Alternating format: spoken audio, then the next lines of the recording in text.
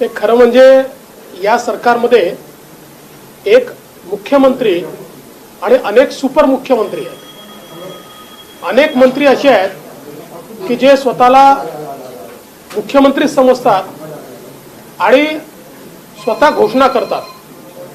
खरं तर आपल्याला कल्पना आहे की कुठल्याही सरकारमध्ये पॉलिसी डिसिजन घेण्याचा अधिकार हा केवळ मुख्यमंत्र्यांचा असतो, परंतु एखाद्या विषयावर मुख्यमंत्र्यांना वाटलं तर ते मंत्री नेमून देतात आणि मुख्यमंत्र्यांनी जी लाईन सांगितली त्या लाईननी तशा प्रकारे मंत्री त्या ठिकाणी बोलतात। पण या सरकारमध्ये मात्र एकाच विषयावर मुख्यमंत्र्यांच्या ऐवजी 5-5 मंत्री बोलतात। म्हणजे ज्या मुख्यमंत्र्यांनी बोललं पाहिजे त्यांच्याकडनं स्टेटमेंट येत नाही आणि त्याच्या आधीच 5-5 मंत्री बोलतात।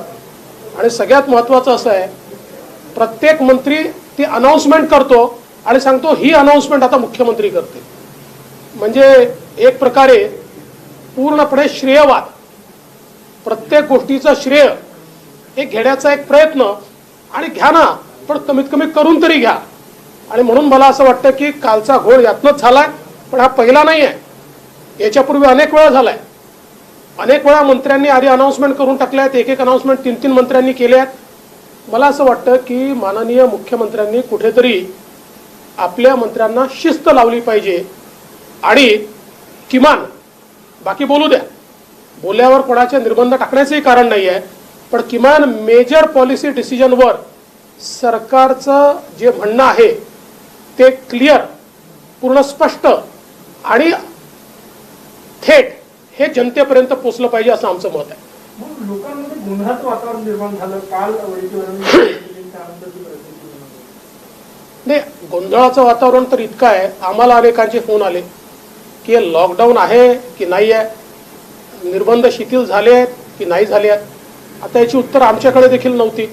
शेवटी मी सांगितलं की अधिकृत हे समजायचं की मुख्यमंत्र्यांच्या वतीनं जी काही प्रसिद्धी विभागाची प्रेस नोट असते त्यात त्यांनी सांगितलं आहे की अजून झालेलं नाही आहे, 5 टप्पे आहेत, त्याच्यावर विचार होणार आहे, विचारांती त्या संदर्भातला निर्णय होणार आहे।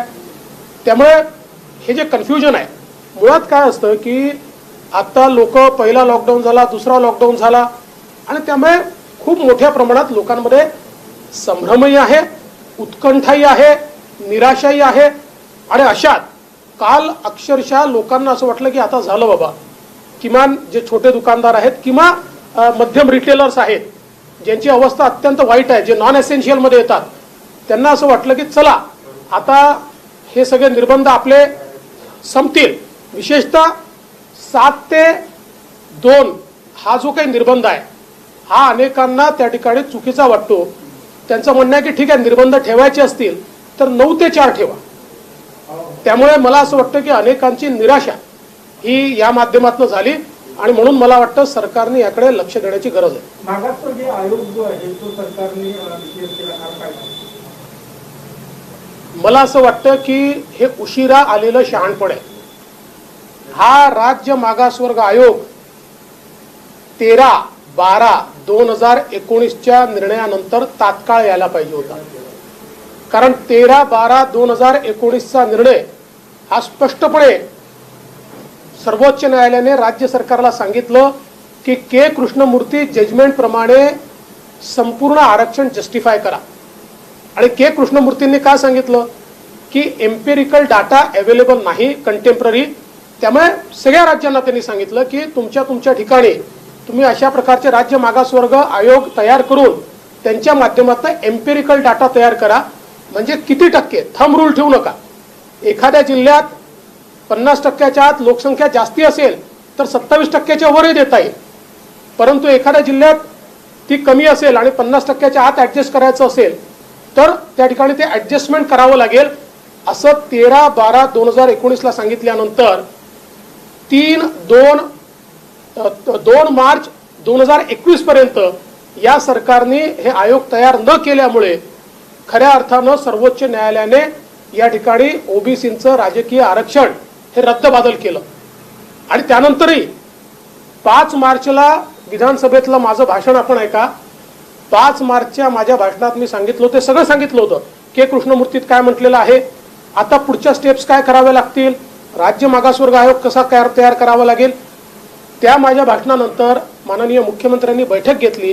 त्या बैठकीत हे सगळं मी सांगितलं. राज्याचे महाअधिवक्ता होते, त्यांनी देखील सांगितलं की करावंच लागेल, त्याशिवाय मिळणार नाही.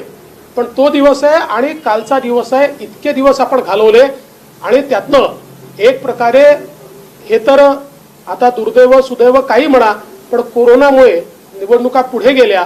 अन्यथा आत्ताच्या निवडणुकांमध्ये कुठल्याही स्थानिक प्राधिकरणात ओबीसी करता एकही जागा महाराष्ट्रात राहिली नसती. आताही एम्पिरिकल डाटा तयार करून आपल्याला हे आरक्षण देता येईल. केवळ मला या ठिकाणी असं वाटतं की आता हे काम वेगाने करण्याची आवश्यकता आहे.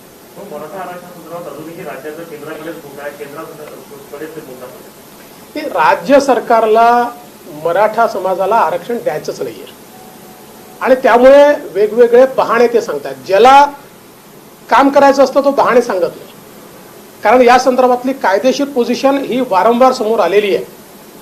अगदी मी सांगितलं की केंद्राकडेच अधिकार आहे असं जरी समजलं, मागास घोषित करायचं ते तर पूर्णपणे स्पष्टपणे 5ही जजेसनी सांगितलंय की कायदा करायचा अधिकार हा राज्याचाच आहे. पण अगदी मागासचा अधिकार केंद्राचा असं आपण समजलं तरी त्याची प्रोसेस दिलेली आहे. त्या प्रोसेसमध्ये राज्याला ही सगळी कारवाई करून राज्य मागासवर्ग आयोगाच्या माध्यमातून अहवाल तयार करून कॅबिनेटच्या मान्यतेने तो केंद्राच्या मागासवर्ग आयोगाकडे पाठवावा लागतो. हे मात्र हे सरकार करत नाहीये, कारण यांना एक प्रिन्सिपल पक्क माहिती आहे. या सरकारचं एक प्रिन्सिपल पक्का आहे, Wien you cannot convince people you confuse them. जेव्हा लोकांना कन्व्हिन्स करता येत नाही त्यावेळेस गोंधळाचं वातावरण तयार करा, रोज खोटं बोला. शेवटी लोकांना असं वाटतं की खोटं बोलणारा जो आहे तोच खरा सांगतोय. याच पद्धतीनं हे सरकार आणि याचे मंत्री चालत आहेत. तुम्ही म्हटलं की आता कन्फ्युज करायचा हा जो निर्णय होता अनलॉकचा, हा पत्रकार परिषद म्हटल्यानंतर विजय वडेट्टीवार म्हणाले की मी असं काही म्हटलं नाही, हे सगळं प्रसार माध्यमांनी पसरवलं की अनलॉक होणार आहे. तर हा सगळा तिथलाच प्रकार आहे का की लोकांना गोंधळ टाकायचा? त्यांनी असं म्हटल्यानंतर तुमच्यापैकी अनेक लोक हुशार आहेत, त्यामुळे तुम्ही ते आधी काय बोलले आणि नंतर काय बोलले दाखवलेलं आहे. त्यामुळे त्याचं उत्तर तुम्हीच दिलंय, मला काय विचारता. गोंधळाचं वातावरण आहे अनलॉकच्या विषयी. देखिए, अनलॉक के संदर्भ में जिस प्रकार से मंत्री महोदय ने स्टेटमेंट कर दिया, उससे लोगों में बड़ी खुशी की लहर आ गई कि चलिए अनलॉक हो गया. और शाम को सीएम ऑफिस ने कहा कि अनलॉक नहीं हुआ है, अभी 5 स्टेप्स में अनलॉकिंग हम कंसीडर कर रहे हैं. मुझे ऐसा लगता है कि ये सरकार ऐसी है जिसमें एक सीएम है और कई सुपर सीएम है. सीएम साहब बोलने से पहले सारे सुपर सीएम बोल देते हैं, एक ही विषय पर 4-4 लोग बोलते हैं. बोलने की मनाही किसी को नहीं है, लेकिन मेजर पॉलिसी डिसीजंस के ऊपर कम से कम या तो सीएम साहब बोले, सीएमओ बोले, या फिर वो जिनको चयनित करे ऐसे कोई व्यक्ति इसके ऊपर बोले, तो मैं ऐसा मानता हूं कि उससे लोगों के बीच कंफ्यूजन पैदा नहीं होगा. ये पूरा का पूरा कंफ्यूजन सरकार के कारण तैयार हुआ है. लास्ट हिंदी में एक सवाल है, कोरोना डेट के बारे में मुंबई हो पूना हो नागपुर अफरा तफरी है, आंकड़े छुपाए जा रहे हैं. देखिए, कोरोना डेथ्स के बारे में मैंने बारंबार पत्र लिखकर किस प्रकार की जगलरी हो रही है ये बताया है. और विशेष रूप से मुंबई में 40% डेथ्स, 40% डेथ्स, ये कोरोना डेथ्स होने के बावजूद death due to other reasons बताइए. देश में आप देख लीजिए deaths due to other reasons ये कहीं पर भी 1% से जाना नहीं, 0.7%, 0.8%, पर मुंबई में वो 40% दिखाई है. और ऐसा ही महाराष्ट्र में विशेष रूप से ग्रामीण अंचलों में ये डेथ्स रजिस्टर नहीं की गई, कई लोगों की टेस्टिंग नहीं की गई. आप सीधा एक आंकड़ा देखिए कि पिछले वर्ष कितने लोग हमारे यहाँ पर जिनकी मृत्यु हुई, उसके पिछले वर्ष कितने लोगों की हुई, इस वर्ष कितने लोगों की हुई. तो इससे ध्यान में आएगा कि पैंडेमिक का असर जो ग्रामीण अंचल है उसमें कितना है और कितनी डेथ छुपाई गई है.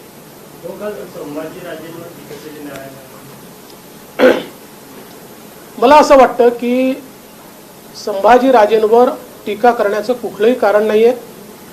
संभाजीराजेंनी सातत्याने मराठा समाजाच्या आरक्षणाच्या बाजूची भूमिका मांडली आहे आणि ते दुसरी भूमिका ही मांडतायत की सगळ्यांनी एकत्रित यावं. ही भूमिका काही चुकीची नाहीये. ही बरोबर भूमिका आहे. आणि माझं तर मत असं आहे की विशेषतः आम्ही तर तयारच आहोत, पण समोरच्यांनी राजकारण करू नये हे देखील अत्यंत महत्वाचं आहे. मला असं वाटतं की जाणीवपूर्वक संभाजीराजेंना मिसकोट करणं किंवा कुठेतरी त्यांच्याबद्दल वेगवेगळ्या गोष्टी पसरवण्याचा प्रयत्न या ठिकाणी चाललेला आहे. आणि राणेसाहेब काय बोलले मला माहित नाही, मी जरूर राणेसाहेबांची या संदर्भात देखील चर्चा करेन, पण मला असं वाटतं की संभाजीराजेंवर टीका करणं योग्य होणार नाही. अगर आपने अभी तक हमारा चैनल सब्सक्राइब नहीं किया तो अभी सब्सक्राइब करें और बेल आइकॉन को क्लिक करके हमारी